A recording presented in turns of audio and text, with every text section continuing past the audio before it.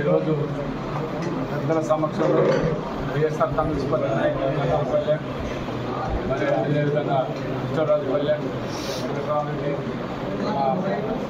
వ్యవసాయ market chairman Venkateswara Nagapalli అందరి సమక్షంలో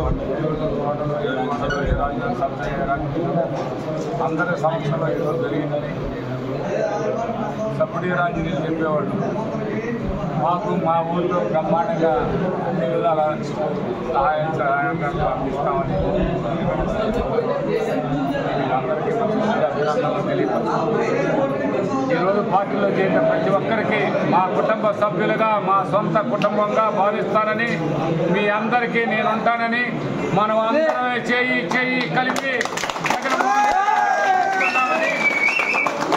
ఎక్కడ ఉన్నా ఎప్పుడు ఎవరికి కూడా భయపడాల్సిన పని లేదని మీ సహాయ సహకారాలతో నా అండదండలతో మన గౌరవ ముఖ్యమంత్రి పూర్తి అన్ని విధాల మన పేద ప్రేమతో ఆయన ఉన్నారు కాబట్టి మనకి ఎక్కడ కూడా మనకి విజయానికి ఎక్కడ డోకా లేదని మీరందరూ కూడా ఆనందంగా అందరం చేయి కలిపి విజయానికి సహకరించాలని మరొకసారి మనస్ఫూర్తిగా తెలియపరుస్తూ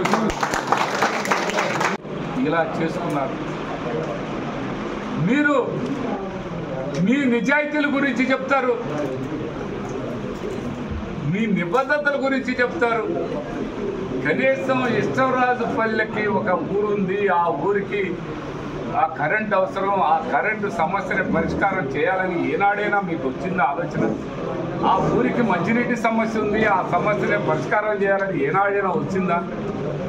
ఆ ఊరికి పూర్తి స్థాయిలో ఇవాళ సచివాలయాలు కానీ రైతు భరోసాలు కానీ ఏదైనా చెయ్యాలనే ఆలోచన మీకు వచ్చిందా? ఇవాళ ఎస్టీ కాలనీలకి ఎస్సీ కాలనీలకి మీరు ఏ విధమైనటువంటి మెసేజ్ ఇచ్చారు? మీరు మీ పాలన గురించి ఒక్కసారి ప్రజలు తెలుసుకున్నారు, ప్రజలు మీకు సరైన సమాధానం ఇచ్చారు. ఈనాడు ప్రతి కుటుంబానికి మేలు జరిగింది. ఇవాళ గౌరవ ముఖ్యమంత్రి జగన్మోహన్ రెడ్డి గారు ప్రతి కుటుంబానికి లబ్ధి చేకూర్చాడు. దాదాపుగా 2,55,000 కోట్లు నేరుగా మీ పెద్దామ మూలనున్న పెద్దామకు కూడా అకౌంట్లో జమ చేసినటువంటి ప్రభుత్వం గౌరవ ముఖ్యమంత్రి జగన్మోహన్ రెడ్డి గారికి చెప్పాలి.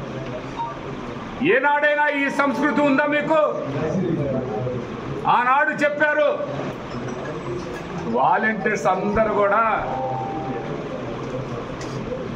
దొంగల మాదిరిగా మాట్లాడారు. ఈరోజు వాలంటీర్లు దొరలని చెప్తున్నారు. ఆనాడు మీ జన్మభూమి కమిటీ సభ్యులు దొంగలేనని కదా దాని అర్థం? మీ జన్మభూమి కమిటీలు దొంగలని ఇవాళ వాలంటీర్స్ 100% ప్రతి ఒక్క పర్సన్కి సర్వీస్ ఇస్తున్నారని ఒప్పుకొని మేము 10,000 ఇస్తామన్నారు. శభాష్, ఒప్పుకోవచ్చు మిమ్మల్ని. మీ తప్పులు మీరు తెలుసుకున్నారు, కానీ మీరు అబద్ధాలు చెప్తారు. మీరు 10,000 ఇస్తామంటారు, మీరు ఏమి ఇవ్వరు. మీరు మాటలు అబద్ధాలతోటే బతుకుతారు. గాలి మూట కట్టి మీరు ఎన్నాళ్ళు ఈ అబద్ధాలతో ప్రజల్ని మోసం చేయాలనుకుంటున్నారు. ప్రజలు తెలుసుకోలేరా అని అడుగుతూ ఉన్నాం. ఇవాళ ఒక ఆయనకి ఇక్కడ గతంలో ప్రతిపక్షం లేదు, స్వపక్షం లేదు, అంతా ఒకటే పక్షం, దోపిడీ పక్షం, దొరల పార్టీ, దొరల పాలన. ఆ దొరగారైనా ఈ దొరగారైనా దోపిడీ చేయొచ్చు అనుకున్నారు. ఎవరు తప్పులు ఎవరు చెప్పలా. ఇవాళ దొంగలు పూలు పంచుకున్నట్టు కొందరు కొన్ని పంచుకున్నారు ఈ నియోజకవర్గాన్ని. ఇవాళ వాళ్ళే దొంగలే, దొంగ అని కేకలేస్తున్నారు. వాళ్ళ మాటలు అయితే ఏమనాలో అర్థం కాని పరిస్థితి. ఒక పూట ఈ పక్క ఉంటా బాబు నాయుడు గారు అమ్ముకుంటే ఈ వినుకొండ నియోజకవర్గాన్ని వీళ్ళు ఇద్దరు మాజీలు కలిసి దాన్ని ఏ విధంగా ఆలోచన చేశారో ప్రజలే తెలుసుకోవాలని.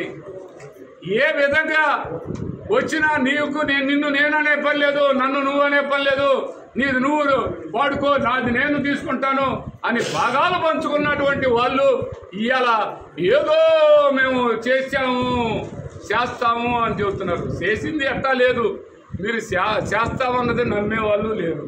ఇది గుర్తు చేసుకోవాలని ఇవాళ మా పార్టీలో చేసిన మన వల్ల అందరూ కూడా మనస్ఫూర్తిగా అభినందనలు తెలియపరుచుకుంటూ సెలవు తీసుకుంటున్నాం.